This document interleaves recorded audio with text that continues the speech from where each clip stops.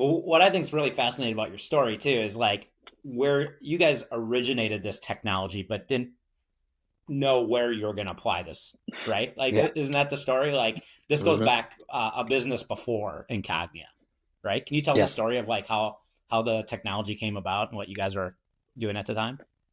Yeah, sure. So it started as a research project.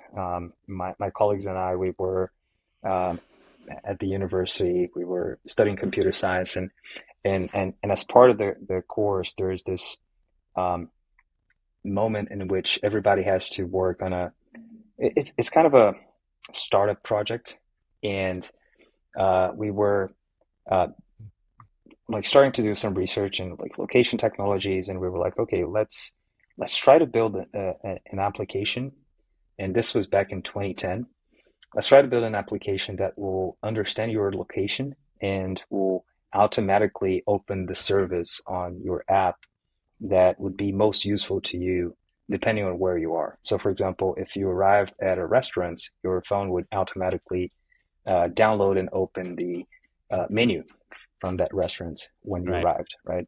Or if you arrived at an airport, for example, it would download the map and show where you are and guide you to whatever you need to go, right? So it will basically automate a bunch of tasks based on the context.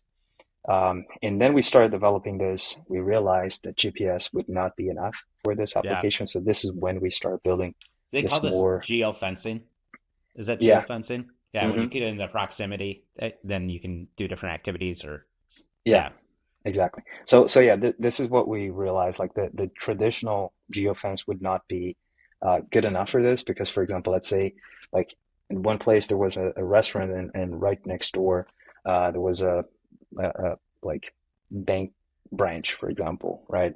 Right. Very different applications. You would not want to offer the menu to who was at the bank, vice versa.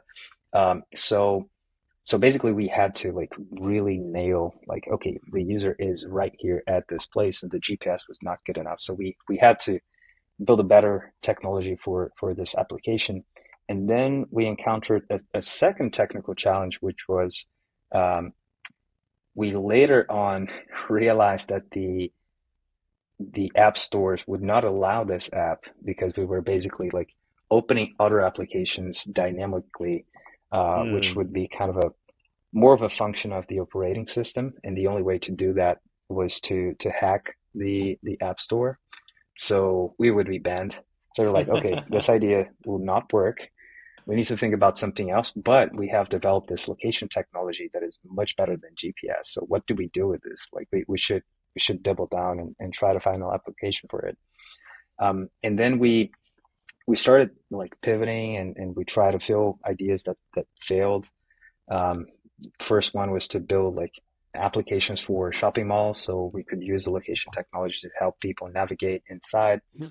No one wanted to pay for it. The shopping malls, we later on realized that shopping malls wanted to help you get lost, Right. not the They want to get opposite. you to the back of the store, right? So you buy a whole bunch of Exactly. stuff. Yeah, yeah. So that was one.